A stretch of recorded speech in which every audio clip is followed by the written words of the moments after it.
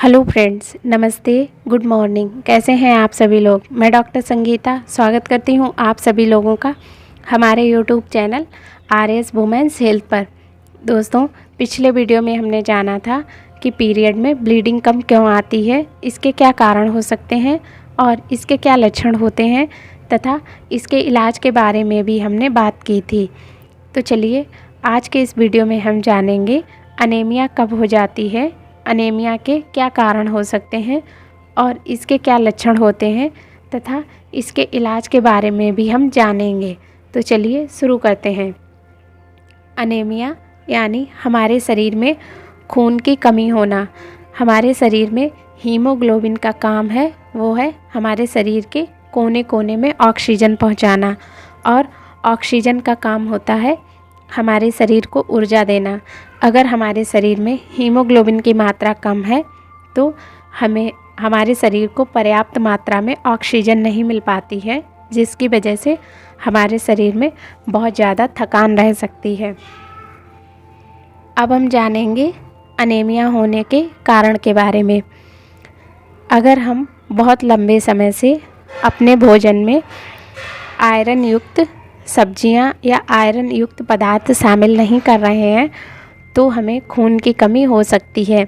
यानी अगर हम वेजिटेरियन हैं तो हम अपने खाने में हरी सब्जियां शामिल नहीं कर रहे हैं, और अगर हम नॉन वेजिटेरियन हैं तो हम अपने खाने में मीट और अंडे शामिल नहीं कर रहे हैं, तो हमें खून की कमी हो सकती है। नंबर 2, अगर हमारे जो पीरियड आते हैं उसमें बहुत ज़्यादा हैवी ब्लीडिंग आ रही है, उसकी वजह से भी हमें अनीमिया हो सकती है। यह ब्लीडिंग हमें अगर बच्चेदानी में फाइब्रॉइड या गांठ है, या फिर हमें एंडोमेट्रियोसिस है जिसकी वजह से हमारे पेल्विक में इंटरनल ब्लीडिंग हो रही है, उसकी वजह से भी हमें खून की कमी हो सकती है। नंबर 3, अगर हमारे पेट में अल्सर हैं, ये अल्सर अगर हम बहुत लंबे समय से दर्द की दवाइयाँ ले रहे हैं जिसकी वजह से हमारे पेट में अल्सर हो जाते हैं और यह अल्सर अंदर ब्लीडिंग करने लगते हैं, जिसकी वजह से हमें अनीमिया हो सकती है। नंबर 4, अगर हम गर्भवती हैं और हमारे शरीर में लगातार खून की कमी है तो हमें अनीमिया हो सकती है। सामान्य महिलाओं में जो हीमोग्लोबिन का स्तर होता है वह है 12 पर मिली डेसीलीटर से लेकर 15.5 पर मिली डेसीलीटर तक। दोस्तों, अब हम जानेंगे अनीमिया के लक्षण के बारे में। जैसे कि हमारे सर में दर्द रह सकता है और हमें बहुत ज़्यादा थकान रह सकती है।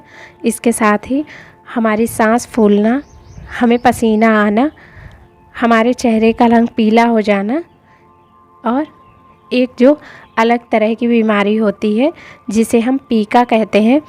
पीका में जो बच्चे, महिलाएं या फिर पुरुष हैं उनको चॉक खाना, मिट्टी खाना या फिर बर्फ़ चबाने की आदत हो सकती है।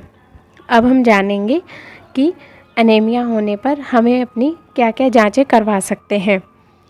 अगर हमें खून की कमी है या फिर हमें जो अभी हमने आपको लक्षण बताए ये महसूस हो रहे हैं, तो हम डॉक्टर की सलाह लेकर एक अपना हीमोग्लोबिन का टेस्ट करवा सकते हैं, और डॉक्टर आपका कंप्लीट ब्लड काउंट यानी सीबीसी की जांच भी करा सकते हैं। इसके साथ ही अगर आप अपने जो लक्षण बताते हैं उसके आधार पर डॉक्टर ये जानने के लिए कि आपके पेट में अल्सर तो नहीं है, इसके लिए डॉक्टर आपकी एक एंडोस्कोपी करवा सकते हैं। यह एंडोस्कोपी करने में आपके पेट में एक नली डाली जाती है जिसे एंडोस्कोप कहते हैं, और उसके आखिर में एक लेंस और एक कैमरा लगा रहता है, जिसके ज़रिए डॉक्टर ये पता लगाते हैं कि वो अल्सर कहाँ पे है और उसे देख भी सकते हैं।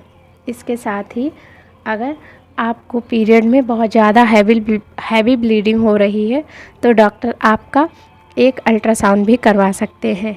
अब हम जानेंगे इसके इलाज के बारे में। हम एनीमिया के इलाज को 2 हिस्सों में बांट लेंगे। पहला, अपने खान पान में बदलाव करके और दूसरा दवाइयों के द्वारा। पहले हम जानेंगे अपने खान पान में बदलाव करके। हम अपने खाने में पालक, हरी सब्जियां और इसके साथ ही छोले, राजमा तथा बीन्स शामिल कर सकते हैं। इसमें भी आयरन भरपूर मात्रा में होता है। और इसके साथ ही अगर हम नॉन वेजिटेरियन हैं तो हम अपने खाने में अंडे और मीट शामिल कर सकते हैं। इसके साथ हम रोज़ एक चुकंदर या फिर एक गिलास चुकंदर का जूस ले सकते हैं। और इसके साथ हमें भरपूर मात्रा में विटामिन सी भी लेना चाहिए, क्योंकि विटामिन सी हमारे जो हीमोग्लोबिन होता है उसका अवशोषण अच्छे से करता है। तो हमें अपने खाने में या तो नींबू का रस या फिर संतरे का रस शामिल करना चाहिए। ये तो था खान पान में बदलाव करके हीमोग्लोबिन को बढ़ाना। अब हम दवाइयों के द्वारा हीमोग्लोबिन कैसे बढ़ा सकते इसके बारे में बात करेंगे। इसके लिए डॉक्टर आपको डेक्सोरेंज की टैबलेट दे सकते हैं। यह डेक्सोरेंज की टैबलेट दिन में एक बार आप ले सकते हैं। और इसके साथ डॉक्टर आपको हिमप टैबलेट दे सकते हैं। यह भी आपको दिन में एक बार लेने की सलाह देंगे। और अगर आपको पेट में कीड़े हैं तो इसके लिए डॉक्टर आपको जेंटल की गोली 400 mg की दे सकते हैं, जो कि रात को सोते समय ली जाती है।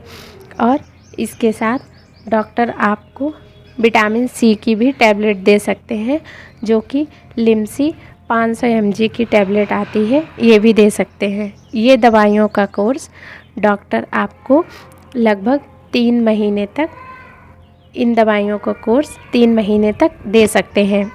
और इन 3 महीनों में आपका जो हीमोग्लोबिन है उसकी मात्रा लगभग 2 मिली डेसीलीटर बढ़ सकती है। इसके साथ ही अगर आपका हीमोग्लोबिन 8 पर मिली डेसीलीटर से कम है तो, और आपको जो एनीमिया के लक्षण हैं वो बहुत ज़्यादा दिक्कत दे रहे हैं, तो डॉक्टर आपको आयरन के इंजेक्शन दे सकते हैं।